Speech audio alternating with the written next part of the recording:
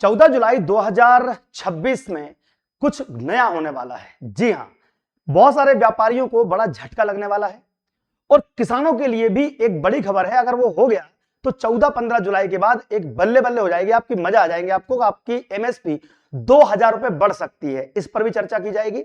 इसके अलावा लाडली बहनों को अभी पैसा मिल चुका है, तो जब पैसा आता है खाते में तो लाडली बहनें खुश हो जाती हैं। लेकिन समस्या क्या है कि जो पात्र महिलाएं हैं लेकिन उनको पैसा ना मिलने से वो महिलाएं नाराज होकर धरने पर बैठ रही हैं। आज खबर आ रही है झाबुआ से, हम बात करेंगे सारी खबरों पर। लेकिन सबसे पहले ध्यान रखिएगा कि अगर आपको सही और सही समय पर जानकारी चाहिए तो चैनल को सब्सक्राइब करके रखिए, दीप्ति सिंह एकेडमी सब्सक्राइब कर लीजिए, ताकि आपको सरकार के बारे में उचित और समुचित जानकारी सही समय पर मिल सके।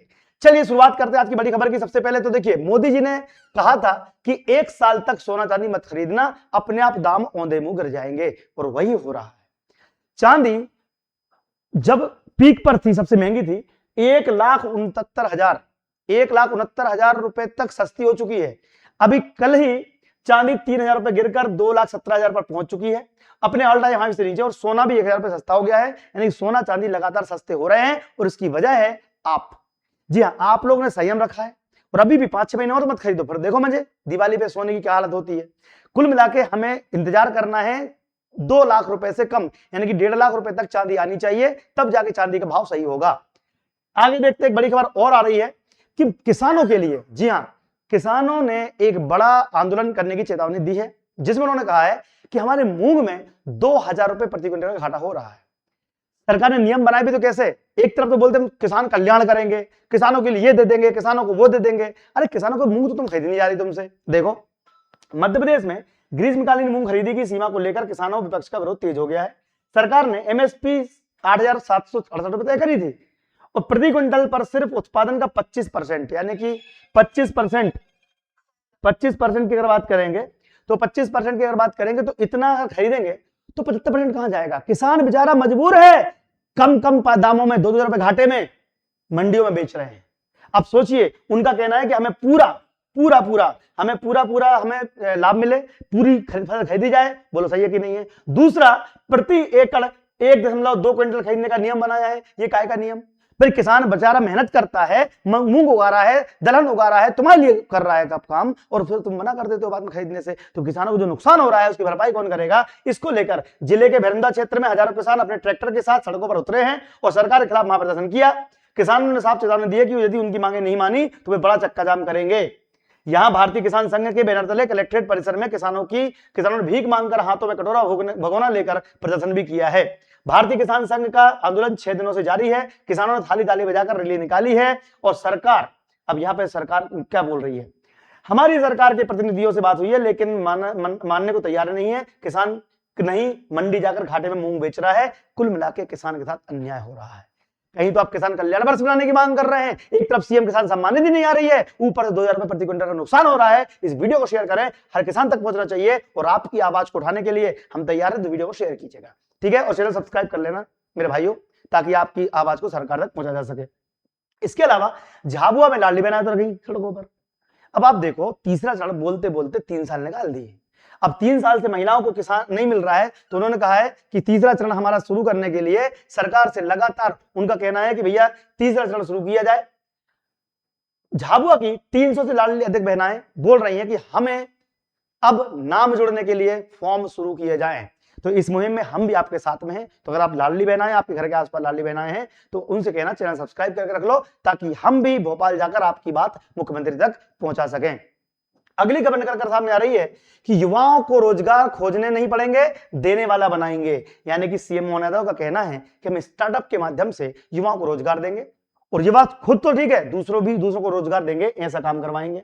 सीएम यादव ने कहा कि 27 को प्रदेश में युवा वर्ष के रूप में मनाया जाएगा। सरकार युवा शक्ति के समग्र विकास और कौशल संवर्धन के लिए रोजगार के अवसर प्रदान कराएगी। तो ये तो थी वो खबरें जो आपको पता होनी चाहिए, जो अखबारों में चल रही हैं और आपके नॉलेज में होनी चाहिए। लेकिन अब हम बात करेंगे ऐसे वीडियोस की जो काफी वायरल हैं। सबसे पहला मुख्यमंत्री का वीडियो, 2027 को हम युवा वर्ष के रूप में मनाएंगे और पूरा वर्ष युवाओं को समर्पित रहेगा। तो वही खबर को वीडियो के माध्यम से आप देख लीजिए। इसके बाद देखें अगली बड़ी खबर। तो अगला 2027 हम युवा वर्ष मनाने जा रहे हैं। ऐसे में देश के अंदर सबसे युवा आबादी दुनिया की कहीं है तो भारत में है। हमारे राज्य में भी 2 करोड़ से ज्यादा युवा है। ऐसे में युवाओं को आने वाले समय में अपने प्रदेश की दशा क्या हो, उनकी सहभागिता क्या हो, उनके आइडिया क्या हो, शासन की सभी योजनाओं के पक्ष रखते हुए उसमें क्या सुधार किया जाना चाहिए, किस प्रकार से आगे बढ़ना चाहिए, पूरा अभियान चलाने के लिए जैसे बीते किसान वर्ष में भी हमने इंडस्ट्री के साथ किसानों की बात की थी, उसी परिकल्पना के आधार पर यह वर्ष डिक्लेयर किया था। अब आज के बाद इंदौर से इस बात की शुरुआत की जा रही है कि 2027 के युवा वर्ष में किस किस प्रकार से युवाओं के सहयोग और सहभाग की कल्पना करें, उनके आइडिया लें और उसी आधार पर। तो देखो, युवाओं के लिए काम करने की बात तो कर रहे हैं, लेकिन युवाओं को काम मिलेगा कि नहीं मिलेगा ये तो वक्त बताएगा। लेकिन विदेशों में बच्चे स्कूलों के दूसरे ग्रहों का जीवन संभावना खोज रहे हैं, लेकिन मध्य प्रदेश का बच्चा अपने स्कूलों में शिक्षक ही खोज रहा है। क्या बात कही दिलीप पटवारी जी। देखिए, विदेशों में बच्चे स्कूलों में दूसरे ग्रहों पर जीवन खोज रहे हैं, मतलब कि वहां के बच्चे इतना विकास कर रहे हैं, इतनी अच्छी पढ़ाई कर रहे हैं कि वो दूसरे ग्रहों पर सोच रहे हैं कि वहां जीवन है कि नहीं। लेकिन एमपी के स्कूलों की हालत यह हो गई है कि वहां पर बच्चे शिक्षक ही खोज रहे हैं। शिक्षकों की भारी कमी है, 1.25 लाख से ज्यादा शिक्षक के पद खाली हैं, फिर भी ना तो पदवृद्धि हो रही है, ना नई ज्वाइनिंग हो रही है और ना ही नई भर्ती आ रही है। इसको लेकर जीत पटवारी ने घेरा है, वीडियो देखिएगा, इसका देखेंगे अगली बड़ी खबर। अभी मध्य प्रदेश की स्थिति क्या है? हम चूंकि अपना प्रदेश है तो हमें समझना पड़ेगा कि स्कूल शिक्षा की स्थिति क्या है।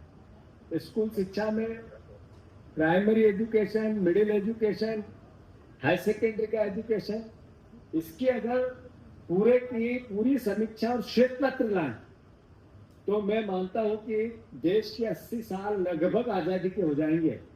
उस बीच में अगर इसकी निष्पक्षता से गैर राजनीतिक तरीके से हम समीक्षा करें तो मैं बहुत दुख के साथ ये कहूंगा कि हमें शर्मिंदगी महसूस होगी। हमारे यहाँ क्या बात है। तो ये है कहानी कि जीतू पटवारी लगातार विपक्ष के तरीके से अपने मुद्दे उठा रहे हैं, लेकिन ये बात बिल्कुल सही है कि मध्य प्रदेश के स्कूलों में बच्चे इसलिए नहीं जा रहे हैं कि वहां शिक्षक ही नहीं है। चलिए अगली खबर निकल कर सामने रही है नरोत्तम मिश्रा जी के दतिया से। आपको मालूम होगा वहां पे कितने बड़ा बवाल हो गया, पुलिस अधिकारियों तक पे लट्ठे डंडे पत्थर बरसाए गए। इसके बाद नरोत्तम मिश्रा ने स्पष्ट रूप से कह दिया अपने कार्यकर्ताओं को, ये वर्ड आप पढ़ सकते हैं, क्या उन्होंने बोला है वीडियो आप सुन लेंगे। मस्त रहना एकदम बाकी मैं देख लूंगा। बीजेपी से टिकट कटने के बाद भड़के करोड़ों समर्थकों को फोन कर शांत करने का नरोत्तम मिश्रा ने काम किया है। नरोत्तम मिश्रा जी ने बयान काफी लेट दिया है, अगर ये बयान शुरू में दे देते तो मेरे ख्याल से और अच्छा होता। लेकिन उनका कहना यह है कि भैया तोड़फोड़ मत करो, और अब तो ये खुद आशुतोष जी के साथ उनके चुनाव प्रचार में रैली करेंगे। और बीजेपी ने यह बोला है कि हमारी टीम अनुशासन में रहती है, लेकिन नरोत्तम मिश्रा जी किस प्रकार की भाषा का प्रयोग कर रहे हैं वो भी देखिएगा। लेकिन हाँ, कहने का मतलब यह है कि उनका कहना है कि उपद्रव मत मचाओ, हुड़दंग मत मचाओ। एक तरफ से सही भी है, लेकिन इस प्रकार की भाषा आप देखिएगा वीडियो, इसके बाद देखेंगे अगली बड़ी खबर। दिमाग में भी बदलाना, अपना काम करना, शांति से, कोई चुपियामा नहीं करना, मस्त रहे एकदम, बाकी मैं देख लूंगा सब, शांत हो जाए, कोई भ्रम मत लाना दिमाग में। अरे छोड़ना, इस तरह की बातें नहीं करते। हाँ ठीक है ना, ये ऐसी बातें नहीं करते। चल आता हूं मिलके, बताता हूं मीडिया है मेरे आसपास।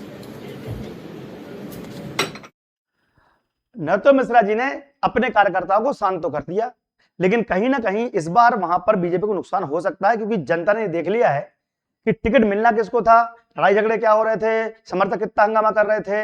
अब समर्थक क्या आशुतोष जी के सपोर्ट करेंगे ये वक्त बताएगा। लेकिन आपका क्या मानना है कमेंट बॉक्स में बताइएगा, वीडियो को शेयर करिएगा, चैनल सब्सक्राइब कीजिएगा। चलिए देखते हैं अगली बड़ी खबर। शिक्षा गारंटी योजना के तहत दीप्ति सिंह एकेडमी लेकर आया है किसान और महिलाओं के लिए और सरकारी नौकरी की तैयारी के लिए बहुत ही नॉमिनल कॉस्ट पे आपको बहुत अच्छा कोर्स दीप्ति सिंह एकेडमी। कोई भी कोर्स की बात करनी है उस नंबर पे आप कांटेक्ट कर सकते हैं। इसके अलावा अर्था परीक्षा 999 का है, लेकिन किसानों को मजदूरों को मिलेगा केवल 600 रुपए में, जिसमें कांस्टेबल, आबकारी, जेल प्रेरी सब कुछ आ जाएगा। डीएस स्कूल की क्लासेस भी बहुत जल्दी शुरू हो रही है, 10वीं से 12वीं वाली क्लास शुरू होने वाली है। जय हिंद, जय भारत। वीडियो शेयर करें, लोगों तक पहुंचाएं। धन्यवाद।